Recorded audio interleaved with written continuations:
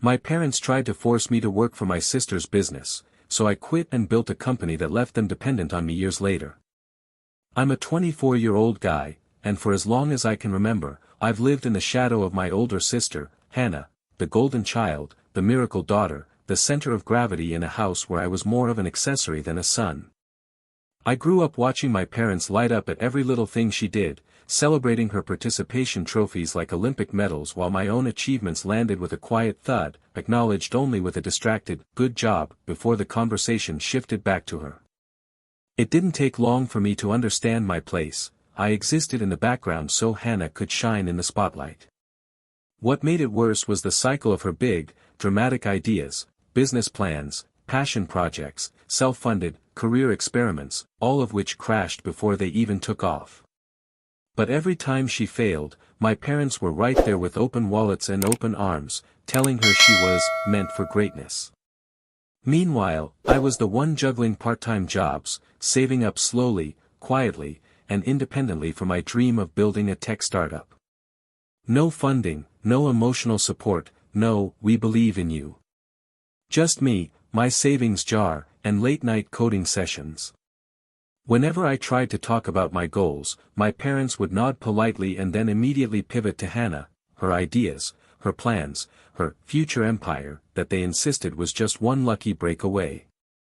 I remember telling my mom once, "I think I finally have a prototype that could work," and she replied, "That's nice, but did you see the new designs Hannah made?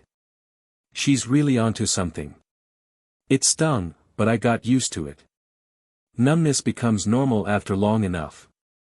Still, I never imagined how far their obsession would go, or how soon they'd try to use Hannah's dreams as a reason to push me into a role I never asked for and never wanted. And the worst part? I didn't see it coming at all. I still remember the way my mom's voice sounded when she said, "Family meeting tonight. Don't be late." It wasn't a request, it was the same tone she used when Hannah needed something. So I walked into the living room that night expecting another celebration of my sister's newest idea, but the atmosphere felt different, heavier, almost rehearsed. My parents sat on the couch looking proud in a way I'd learned to recognize, the "Hannah has a new dream" look. And Hannah was sitting beside them, chin raised like she was about to deliver a TED Talk. My dad started, "Your sister has finally found the perfect direction for her career," and Hannah jumped in, beaming, "I'm starting a handmade decor business, boutique level, artisan, custom pieces. It's going to blow up." I nodded politely, waiting for the part where they told me why I needed to be there. Then my mom cleared her throat, looked straight at me, and said, "She needs someone reliable to work with her, someone who won't quit, someone who understands hard work." It took me a moment to realize what they meant, and when it clicked, my stomach dropped. "You mean me?" I asked, hoping I misunderstood. My dad replied, "Of course you. Who else can she trust?" Hannah didn't even look at me, she just shrugged like she was already my boss. Inside, something churned, confusion, irritation, disbelief all mixing together. I tried to explain I was busy with my own projects, trying to build something for myself, but my mom waved her hand dismissively. "Your little tech hobby can wait," she said. "This is family." Hearing her call my dream a hobby felt like a slap I wasn't allowed to react to. They weren't asking, they were assigning me a job, a role, a sacrifice I never agreed to. And sitting there, watching them smile as if they'd given me a gift, I felt the first spark of dread. Something told me this wasn't just a request, this was the beginning of a push I wasn't ready for. The days after that family meeting felt like I'd been drafted into a war I didn't sign up for. My parents acted as if everything was already decided, talking about Hannah's business plans with this infectious excitement while sliding in comments like, "You'll start Monday," or "Make sure you keep your afternoons free." I tried to push back gently at first, telling them I had freelance gigs, coding deadlines, things I needed to focus on. But every time I opened my mouth, I was met with guilt trips wrapped in parental disappointment. My mom would sigh dramatically and say, "We thought you cared about family." My dad would add, "You're young, you have time for your little tech thing later." And Hannah? She didn't even bother pretending. One day she just texted me a schedule with my assigned hours, and wrote, "Don't be late. I need you to take this seriously." It felt surreal, like she was already my boss, my supervisor, the person responsible for deciding how much of my life I got to live. I tried to protest again during dinner, telling my parents, "I don't think this is fair. I have my own goals. You can't just decide where I work." My dad looked at me with that expression he saved for when I disappointed him and said, "Then we may need to reconsider helping with your college expenses. If you won't contribute to the family, why should we keep contributing to you?" The threat hung in the air like a sentence. I didn't have the luxury of losing that support, not yet. So the next morning, I got up, swallowed my pride, and walked into Hannah's garage-turned-studio to start the job she carved for me without asking. The smell of paint and glue hit me, and Hannah barely looked up before saying, "Finally.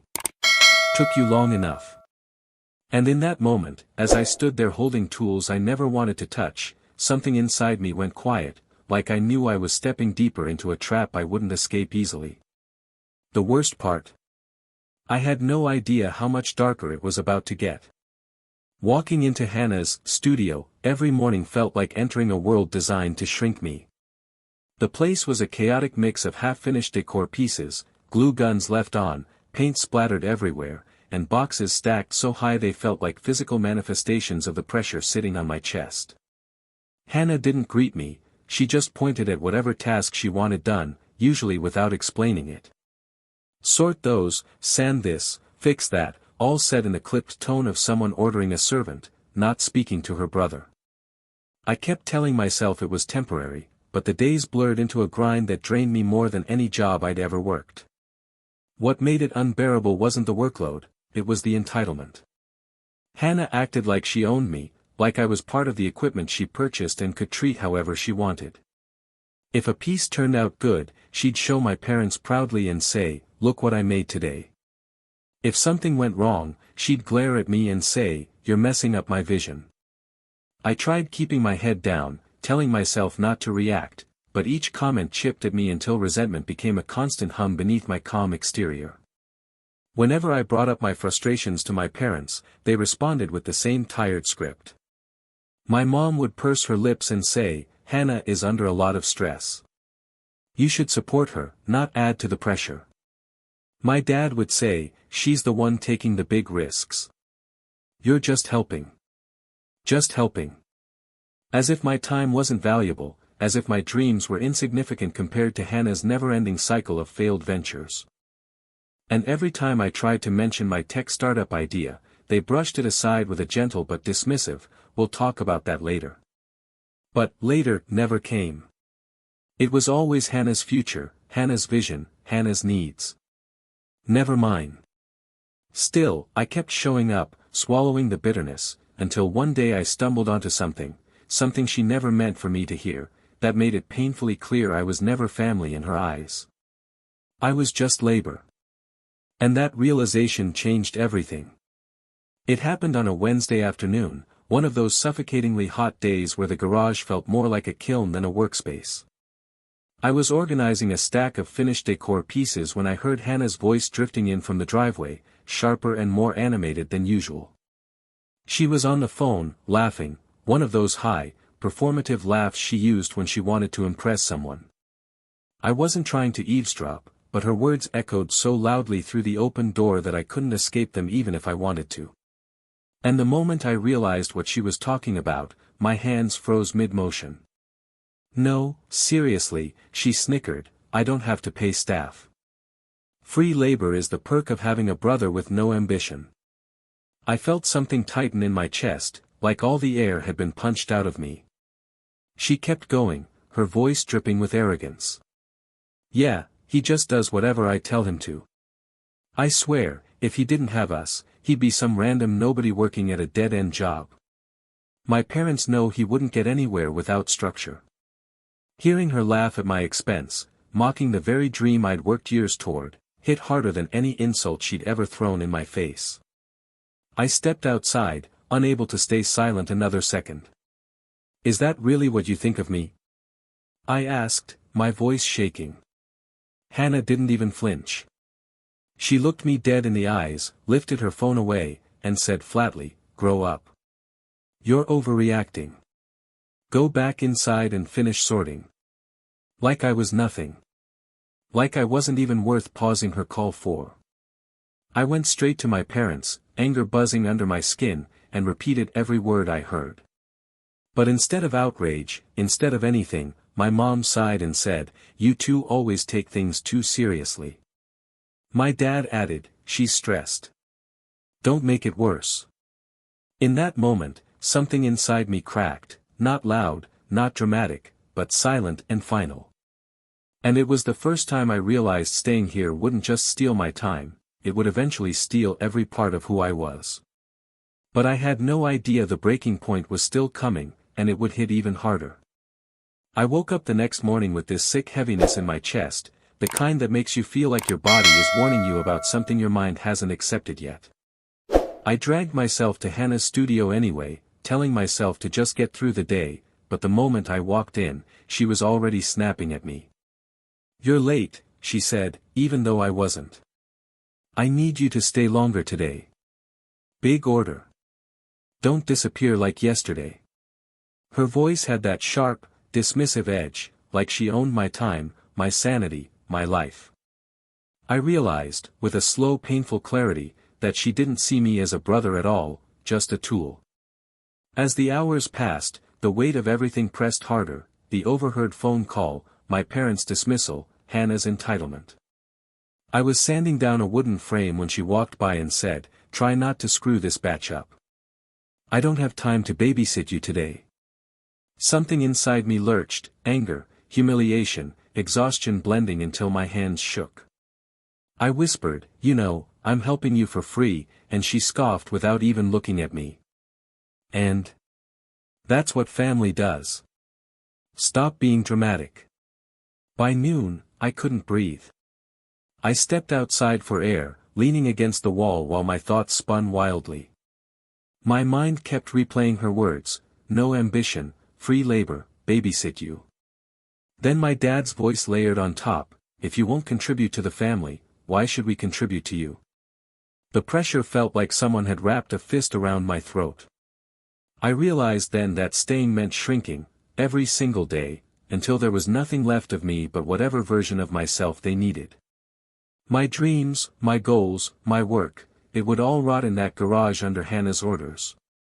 And as I stood in that driveway, sweat clinging to my neck under the midday sun, something in me finally snapped into certainty. I couldn't do this anymore. I wouldn't. But leaving would mean detonating the fragile piece holding my family together. And I had no idea just how explosive their reaction would be once I finally said the words. I didn't wait until the end of the day. I walked straight into the house, still covered in sawdust, and told my parents, "I'm done. I'm not working for Hannah anymore." My voice wasn't loud, but it was steady in a way that surprised even me. For a second, they just stared at me, like the words didn't register, like I'd spoken in another language. Then everything detonated at once. My mom's face twisted first. "What do you mean you're done?" she snapped, her voice rising like a warning siren. My dad slammed his newspaper down so hard it echoed. "You will not abandon your sister when she needs you," he barked.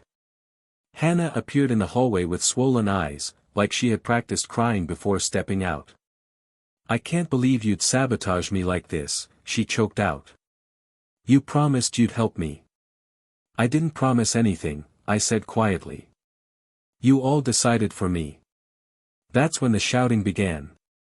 My dad stood up, towering over me. "After everything we've done for you? This is how you repay us." My mom piled on, "Your sister is trying to build a future, and you're being selfish. You think your silly computer thing is more important than family?" Hannah let out a sob, clutching her chest dramatically. "He's ruining my launch, Mom. I can't do this alone." Their voices overlapped, accusations, guilt, disappointment, like a wave crashing repeatedly until I felt myself drowning in the noise. I tried to explain, calmly at first, that I had my own dreams, my own life, but they weren't listening. They didn't want to listen. My dad finally delivered the final blow: if you walk away from this family responsibility, you walk out of this house too. The room went still. Something inside me hardened.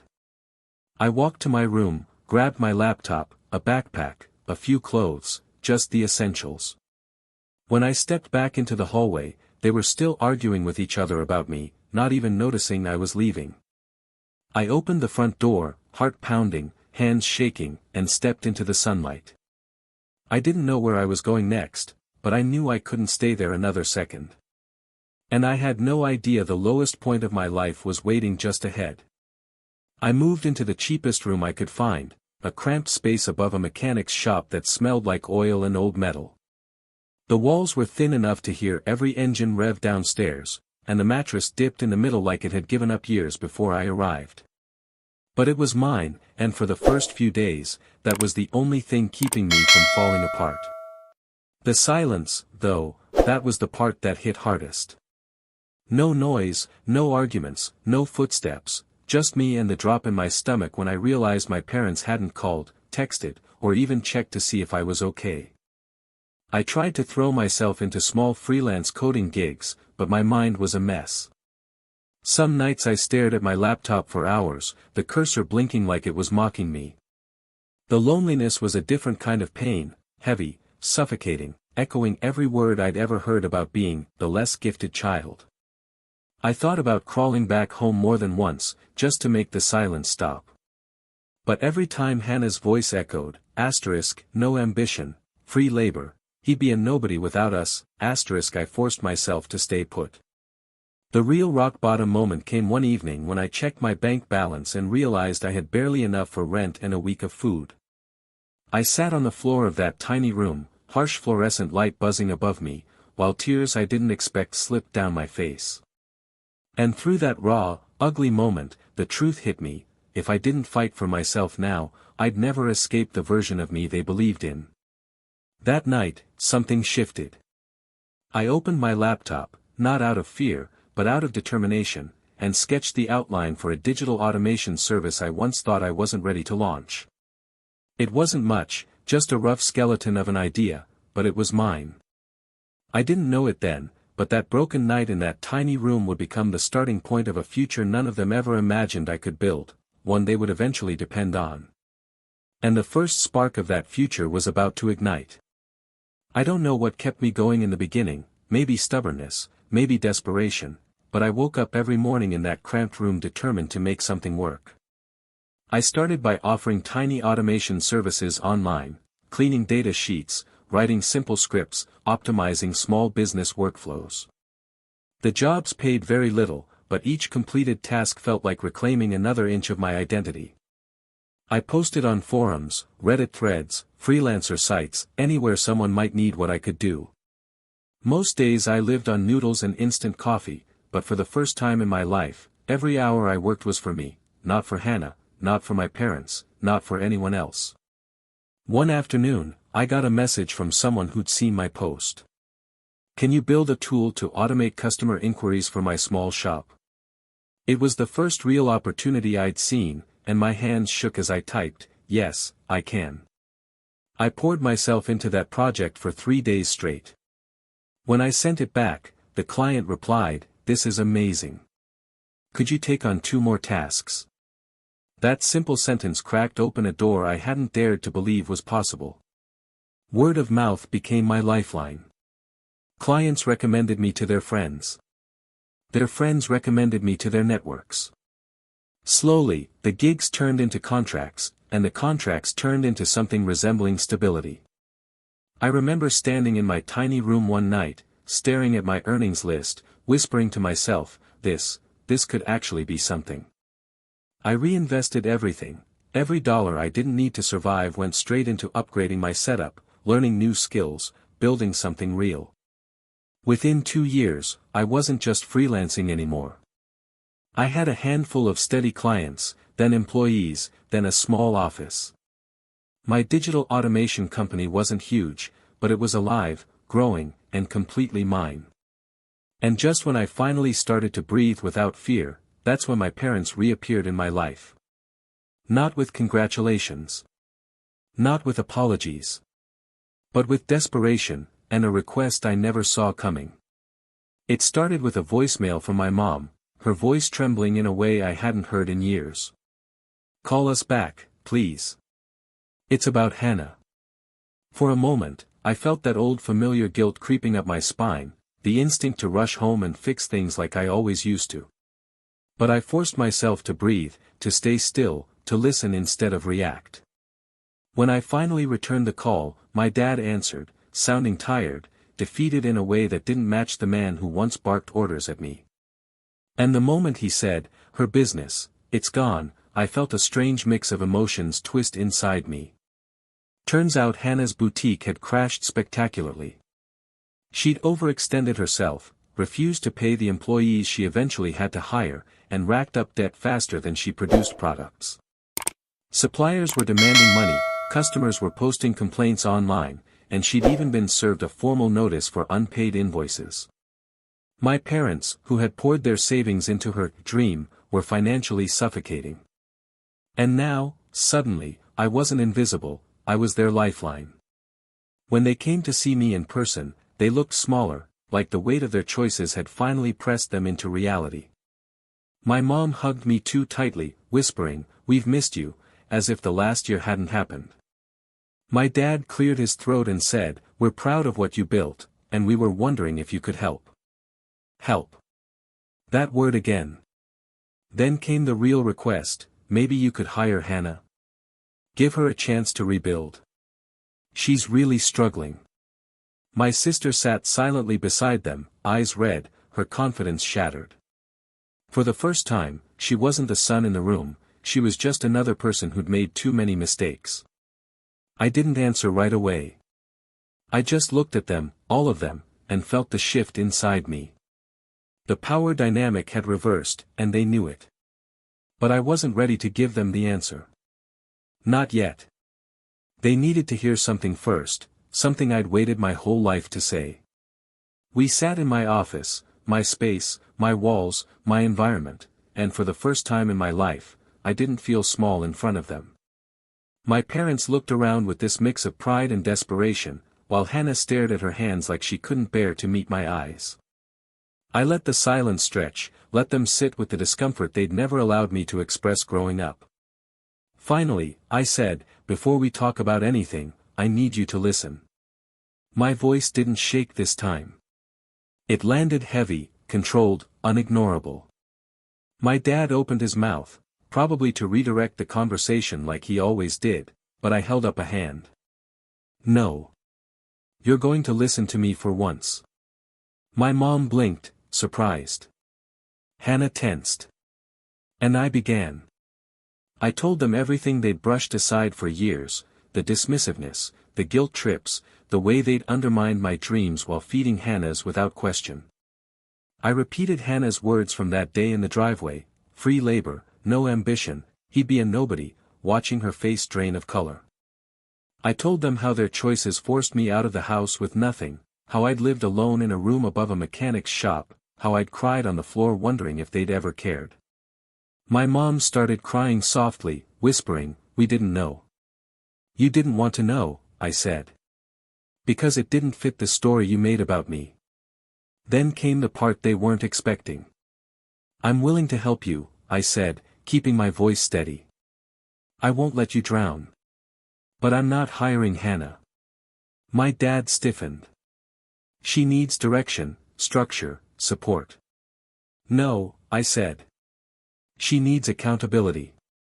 Something she's never had. And I'm not putting my company, or myself, back in the position you pushed me into." Hannah finally looked up, tears slipping down her face. "So, what am I supposed to do?" "You're going to figure it out the same way I had to," I told her.